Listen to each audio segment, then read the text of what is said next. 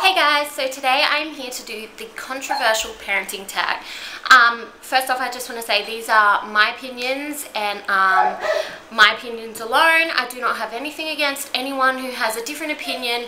That is completely your choice, and I think that a lot of these topics are personal choice, and yeah, I don't have anything against anyone who thinks any different. Okay, so the first one is pro-life versus pro-choice. I am 100% pro-choice. I think that there are so many reasons why abortion can be good for you and your family. I don't personally think that I would ever be able to have an abortion, but I have nothing against people who have had abortions or who believe that abortions are the right choice for them. So it's 100% your body, your choice, and your decision. So baby wearing, I am all for baby wearing. Having twins, I could not baby wear a lot. I tried to get a like a twin baby carrier, but one, they're very expensive, and two, I heard a lot of people had trouble with them, you know, just on the strain that they put on their backs and stuff like that. So I chose not to buy one, not to spend the money on one. I had two single carriers, just the baby Bajon ones I think I had, yeah. And I would carry one like on the front, and my partner would carry the other, or I'd carry one on the front and I'd have one holding one, which was a challenge, but I loved baby wearing. I think that if you're going into a supermarket where you can't take a big, you know, pram, because the double prams are quite big, if you're in a small sort of cramped shop, it is really hard. So the baby carrier and came in huge help. So if I have another child and I have a single child, I will definitely be baby wearing 100%, and I will probably go with like a Moby wrap or something like that, because I think that they are amazing. So yes, I am all for baby wearing. Circumcision. This is a huge topic, and I think that there are, you really have to do your research. And if I have another child and that child happens to be a boy, I will 100% do my research on this topic in and out, through and through, and make sure that I understand absolutely every single bit of it before I make my final decision. As of now, I am for circumcision, and that is a personal choice, and it is based on personal experience. I will not go into that, but that is all I have to say about that for now. It is based on personal choice, personal experience. I am for circumcision now, but like I said, if I have a boy and I do the research and I decide to change my mind, I'm more than happy with that. I'm more than happy to hear different people's opinions on it and to hear their stories about it. And I am not, I'm not like a crazy person that says, you know, my opinion's right, nobody else's opinion matters, sort of thing. So yeah. Adoption. I am all for adoption. I think adoption is amazing. I think giving a child the opportunity to have a better life is the strongest decision a parent could make. I think it is absolutely incredible. So I have family that have tried to adopt in Australia, and it is quite difficult. You know, you have to be within a certain age, you have to have a certain income, you have to, you know, fit a very strict criteria. So I think adoption in Australia is quite hard to do. I don't know about other countries. I have not done enough research to completely understand it, but I'm all for adoption. I think it is wonderful, and I think that those people that give their children up for adoption are so strong, and yeah, it's amazing. Baby piercing. I am not for, and I am not against this. I have a very, okay, I would say I'm for this more than I am against it.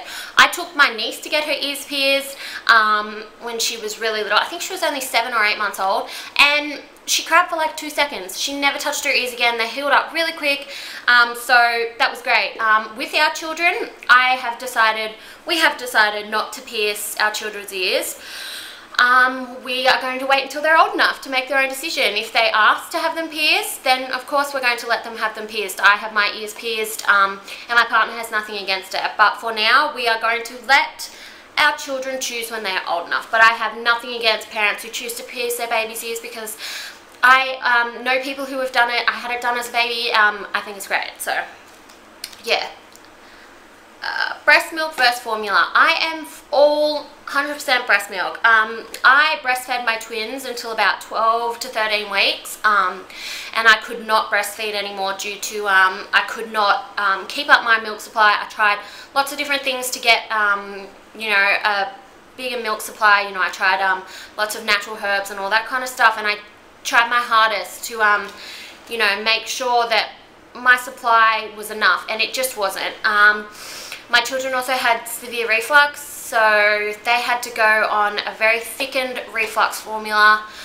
But I'm all for 100% breast milk. Breastfeeding is amazing, and I love it so much. I missed it so much, and yeah, if I could have kept going, I would have kept going, but I couldn't. And I also think formula is amazing to have there. It's an amazing option. There are so many different formulas out there now. The fact that my children could go on a formula that helped their reflux was amazing, because without that, yeah, their reflux would not have settled the way it has now with that formula. So yeah, spanking. I am for spanking. I know that a lot of people are against it. There's been a lot going around about it, and I am for spanking. I was spanked as a child, and you know, there is a massive line, a massive difference between spanking your child and abusing them, and I think any sane and normal parent knows where that line is and what that is. Yeah, I was spanked as a child.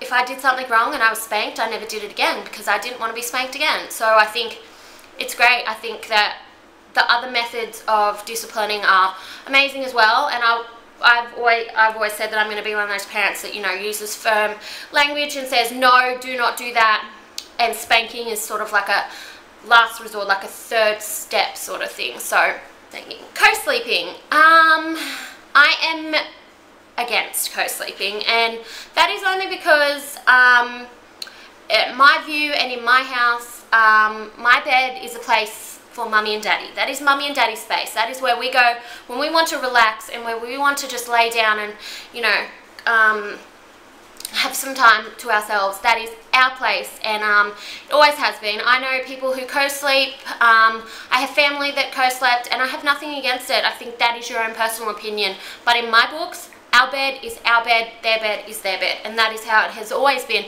My children have always been in cots. I have never taken them into bed with me. Yeah, I'll take them into bed with me in the morning if they want to have a cuddle or if they're really restless. They don't sleep in bed with us. They never have. They just can't settle in bed. Plus with twins, you know, they take up a lot of room, and yeah, I never have co-slept, and I never will co-sleep. So, home versus public versus private versus charter schooling. I was publicly schooled, and I can't fault the public education system. My family, my brothers and sisters were public schooled and then private schooled, and that seems to be working well. They just did it for the year 11 and 12, and I think that's actually a great way to do it, to private school them for the year 11 and 12 years, you know, the more important years, just to give them more of an opportunity to go further. I know my brother went to a like a technical college where they helped him get a job and learn more sort of life skills, I guess you could call it. My sister is now going to a private school where they offer a massive range of subjects that her public school just didn't offer, and she has an incredible subject load that I would have dreamed of in year 11 and 12 if I had ever been that excited about school. But yeah, so I am all for public and private. I don't know that much about home and charter schooling, so I can't really say what my opinion is on them. For us, I think that we will public school our children for primary, only because the school is quite close to us, and I've done my research on the school and it looks to be a good school. Vaccinations. I am all for vaccinations. My children have been vaccinated and they will keep getting vaccinated, and there's not really much more to say about that. I'm for vaccination. Medicating children. It depends on the circumstances. I mean, you know, age, what it's for, you know, so many different things come into it when making that decision. I think that personally, I would not let a doctor prescribe medication for my child for something like, I don't know, ADHD or something like that. If they were under a certain age, I would want to wait until they sort of became older and, you know, stuff like that. But yeah, if it's for something like serious that they need medication for, like epilepsy, or, you know, something very serious that they need the medication for, then I'm all for it. But like I said, there's a range of different circumstances and, you know, variables to put into a situation like that. So cloth versus disposable diapers, I am all for both. I think that parents that do cloth diapers, you are superwoman. I don't think I could do it, only because I have twins. I just think it would be like, I thought about it when I thought I was having one baby, and I thought that was great. I was all for cloth diapering. I thought it was a great option. When we found out we were having twins, it didn't even occur to me to even try to cloth diaper. Only because I go through a lot of diapers during the day, and I could not keep up with the washing. I barely keep up with the washing of like our clothes, let alone having to do diapers and that. So parents who cloth diaper, you are amazing. But no, I am disposable diapering my children now. But like I said, if I had another baby, I would cloth diaper. I think it's amazing. The CIO method, cry it out method. I am all for the cry it out method to an extent. I think as a parent and as a mother, you know when your child is getting too distressed, and you know when they have been crying for too long, and you just know. So we use the cry it out method here, only because when I put my girls to bed, sometimes they will go straight to sleep because they are so tired, and sometimes they will have a little bit of a whinge and a little bit of a cry. And the cry it out method works amazing for us because they go straight to sleep after crying, maybe for a few minutes. But yes, I'm all for the cry it out method, so yeah. Okay, so that is all the topics for today. Sorry, I have my notebook here. I have a few videos that I'll be doing upcoming soon. I have the twins 10-month update, must-have baby items, waste of money baby items, the TMI tag, and the guilty or innocent tag. So I have a fair few videos that I would like to do, but finding the time to do them is a challenge. So I will be uploading a new video soon, hopefully. Don't forget to comment, like, and subscribe, and I will see you all soon. Bye!